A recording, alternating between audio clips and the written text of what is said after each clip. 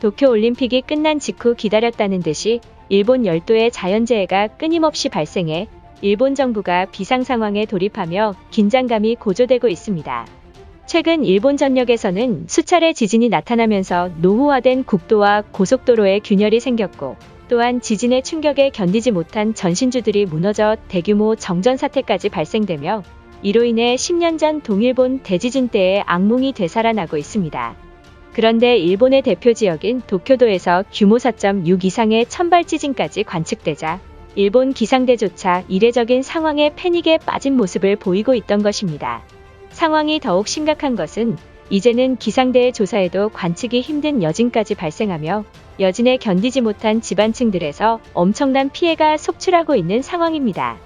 지난 20일 일본 도쿄도 23구에서는 20년 만에 수도권에서 규모 4.6 지진을 시작으로 다음날 21일까지 수백 회의 천발형 여진이 발생해 도로가 무너지며 전봇대들까지 붕괴되는 대형 사고가 일어났습니다. 당시 상황을 실시간 생중계한 일본 매체에 따르면 현재 도쿄도 하루마시의 주택가에 전봇대가 쓰러지는 사고가 터졌다. 이 사고로 현재 하루마시 1200여 가구가 정전이 되었고 엎친 데 덮친 격으로 비까지 내리면서 감전 위험으로 도쿄전력 직원들이 애를 먹고 있는 상황이다라고 전했습니다. 이번 사고의 원인으로 지목된 것은 지난 20일 도쿄도 23구를 강타해 다음날까지 발생한 여진의 충격으로 추측하고 있다. 더욱 충격적인 소식은 이날 전봇대 공사를 하던 30대 남성이 감전으로 추정되는 사고로 긴급 후송되는 일까지 발생한 상황이다라며 지진으로 2차 인명피해까지 일어난 상황을 보도했습니다. 한국이면 하루 안에 전봇대 수리가 끝날 상황이지만 도쿄전력의 늦은 처리 속도에 주민들이 불편함을 호소하고 있는 모습입니다. 그런데 많은 일본인들을 분노하게 만든 것은 재해복구를 서둘러야 할 도쿄도가 고속도로 현장을 나갈 인력이 턱없이 부족하다며 해당 지역을 복구조차 진행하지 않았기 때문입니다. 지난 22일 도쿄도 아키루노시에서 국도 468호인 도로가 함몰되는 사고가 발생했습니다. 현장 상황을 헬기로 전한 일본 매체에서는 도로 함몰 사고로 현재 인명피해는 발생하지 않았지만 도로들에서 아스팔트에 균열이 생겼다는 전문가들의 호소에도 도쿄교통국은 일절 보수공사조차 진행하지 않았던 것입니다. 일각에서는 무리한 올림픽 강행으로 올해 도쿄도의 예산을 다 쓴 게 아니냐는 의혹이 제기되었지만 도쿄도는 피해 상황을 확인 중이다라며 기다려달라는 말만 되풀이하고 있습니다. 그런데 도쿄도의 황당한 발표로 일본인들을 들끓게 만들고 있는 상황입니다. 도쿄도는 고속도로 현장을 나갈 인력이 없어 공사가 지연되고 있으니 국민들께 불편을 드려 매우 죄송하다라며 아직은 국도를 방치해야 된다는 황당한 발표를 전했습니다. 이처럼 재해사고에도 불구하고 인력조차 없는 황당한 일본의 현실에 많은 일본인들은 한국인 엔지니어를 긴급히 파견해 국도 수리를 해야 한다는 여론을 형성하고 있던 것입니다. 일본인들의 반응은 어떨지 자세히 알아보도록 하겠습니다. 도쿄 국도가 무너졌다는 소식에 우방국인 한국 엔지니어들이 도쿄를 찾고 있다고 했다. 미운 정도 정이라고 하지 않았나. 한국인들은 우릴 싫어하는 척하면서 속으로는 좋아하고 있는 것이다. 역시 한국인들은 주변국이 위기일 때 아낌없이 돕는 나라이다. 한국이 언제부터 우리 일본을 위해 발벗고 나선 적 있었나? 이것은 분명 한국인들이 도쿄 국도를 수리하고 일본 정부에 막대한 금액을 요구할 것이라 생각한다.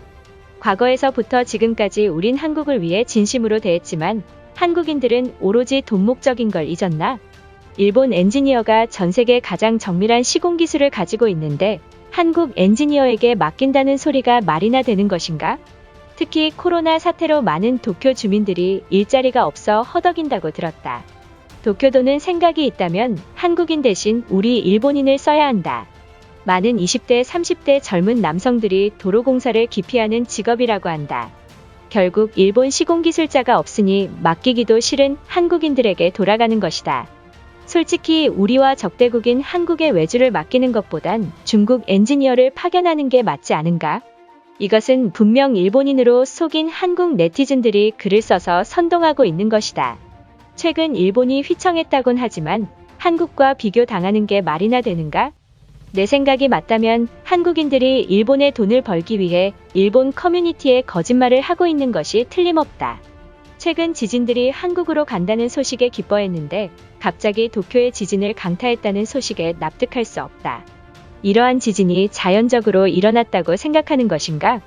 이것은 분명 악감정을 품은 한국인들이 인위적으로 만든 것이라 생각한다.